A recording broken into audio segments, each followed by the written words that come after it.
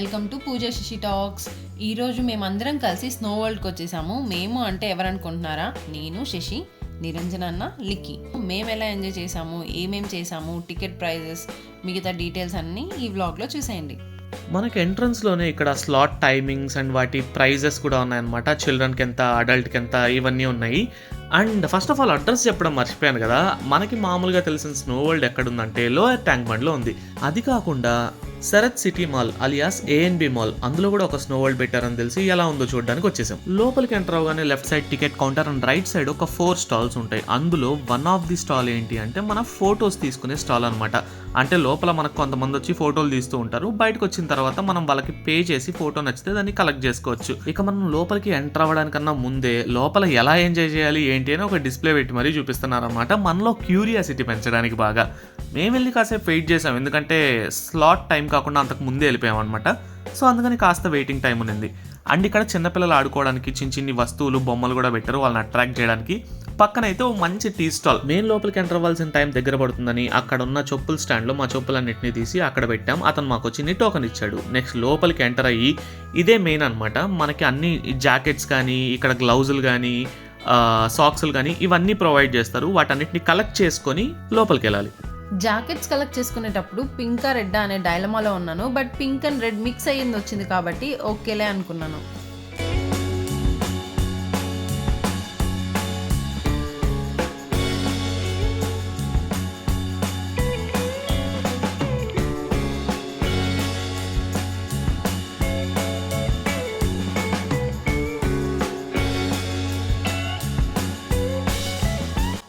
అన్నీ కలెక్ట్ చేసుకొని మేము రెడీ అయ్యి పూర్తిగా యుద్ధానికి సిద్ధమవుతున్నాం. ఇక్కడ చూడండి మేము ఎలా ఉన్నామో.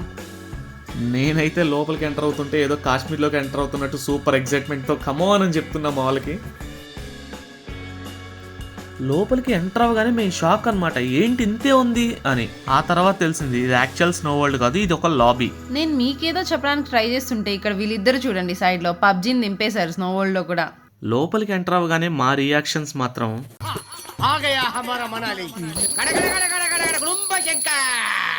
వన్స్ లోపలికి ఎంటర్ అయిన వెంటనే క్లైమేట్ అంతా చాలా కూల్గా అయిపోయింది. ఏదో వేరే ప్రపంచంలోకి ఎంటర్ అయినట్టు అందరూ చిన్నపిల్లలు అయిపోయి ఆడుకుంటూ ఉన్నారు హ్యాపీగా.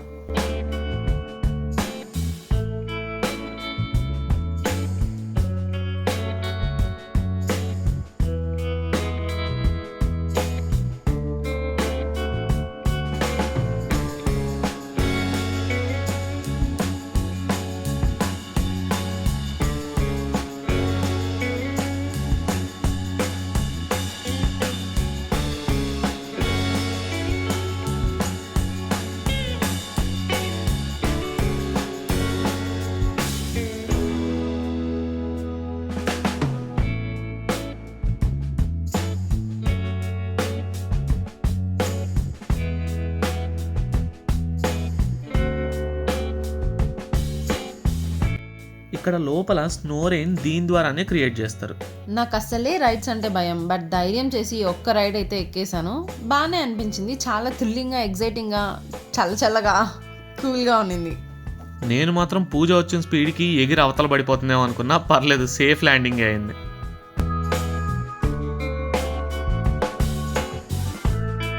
ఇక్కడ మా యోధుడు, మా తమ్ముడు బాహుబలిలో ప్రభాస్ లాగా కొండ ఎక్కడానికి ప్రయత్నిస్తున్నాడు అనమాట. ఇది ఎక్కడం అంత ఈజీ అనుకుంటామేమో కానీ చాలా కష్టం. అది మంచులో ఆ షూలు వేసుకొని కాలు జారిపోతూ ఉంటాయన్నమాట. ఇక చాలాసేపటి ప్రయత్నం తర్వాత మా వాడు ఫైనల్లీ సాధించాడు.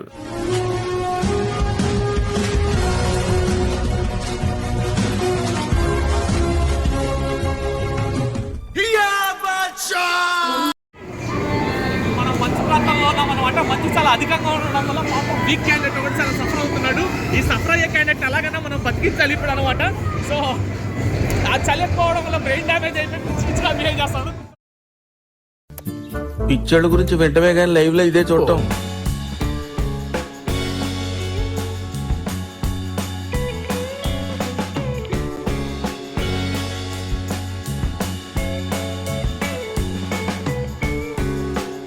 వెదర్ చాలా చల్లగా ఉండడం వల్ల బ్రెయిన్ బాగా డ్యామేజ్ అయిపోయి ఏ స్టెప్ వేయాలో అర్థం కాక ఆఖరికి పిడకల స్టెప్ కూడా ట్రై చేసాం మేము.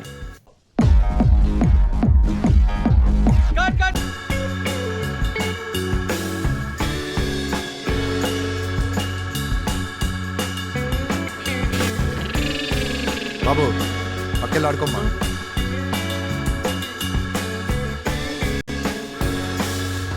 మనకి ఇక్కడ ఎలాగో ఎక్కువ టైం ఉండదు కాబట్టి ఫోటో సెషన్ కూడా స్టార్ట్ చేసాం. బట్ మేము ఫోటో సెషన్ స్టార్ట్ చేసిన కాసేపటికల్లా మంచు వర్షం స్టార్ట్ అయింది. మంచు వర్షం స్టార్ట్ అయిన వెంటనే అందరూ చిన్నపిల్లల్లా మారిపోయి హ్యాపీగా ఎంజాయ్ చేస్తున్నారు. మీరు ఒక లుక్ వేసుకోండి.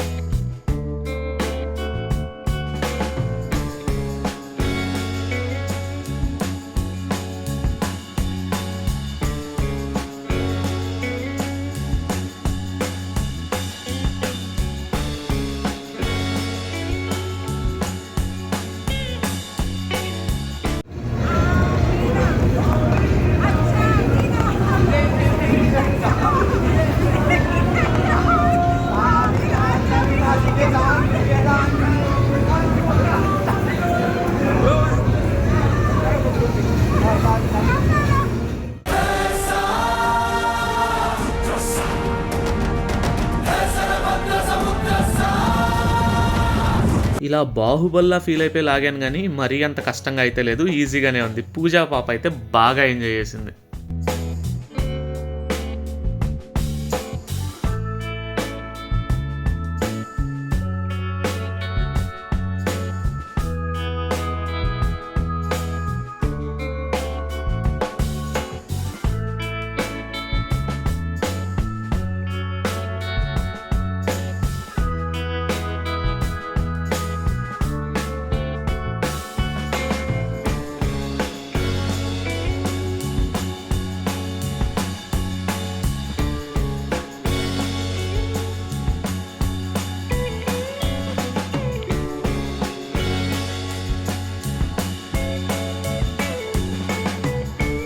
లోపల ఆల్మోస్ట్ 45 minutes to 1 hour వరకు ఉంటాం కాబట్టి ఇక వాలీబాల్ ఆడడం స్టార్ట్ చేసాం. కానీ మేము బాల్ ఆడడం కన్నా వెతుక్కోవడానికి ఎక్కువ టైం పట్టింది మాకు.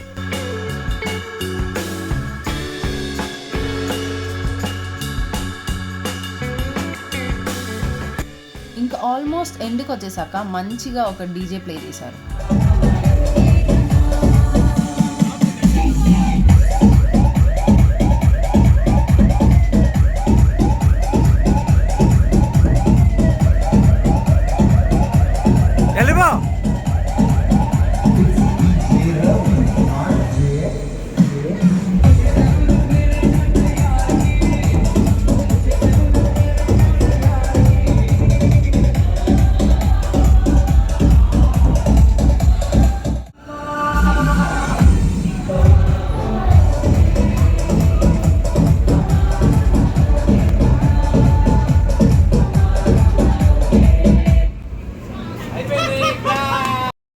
ఇలా 1 hour ఫుల్గా ఎంజాయ్ చేసిన తర్వాత బయటకు వచ్చేయాల్సి వచ్చింది. కోర్స్ బాధేసింది, బట్ ఇంకేం చేయలేము. బట్ బయట వచ్చినాక మాత్రం టెంపరేచర్ మామూలుగా లేదు. లోపలికి వచ్చే ముందు వాళ్ళ దగ్గర మనం ఏవేవైతే తీసుకున్నామో అవన్నిటిని కూడా లాస్ట్లో ఇక్కడ సబ్మిట్ చేసిన తర్వాతే బయటకు పంపిస్తారు. వేడిగా ఉంది. మా చిట్టి తల్లి ఆ డైలాగ్ నేర్చుకుందో లేదో తెలియదు, కానీ నేను మాత్రం మా ఉదయం దగ్గర అయిపోయింది అనే డైలాగ్ మాత్రం నేర్చేసుకున్నాను. ఇంతటితో ఈ వీడియో కూడా అయిపోయింది. మీకు ఈ వీడియో నచ్చితే లైక్ చేయండి, షేర్ చేయండి, కామెంట్ చేయండి and don't forget to subscribe Pooja Sashi talks.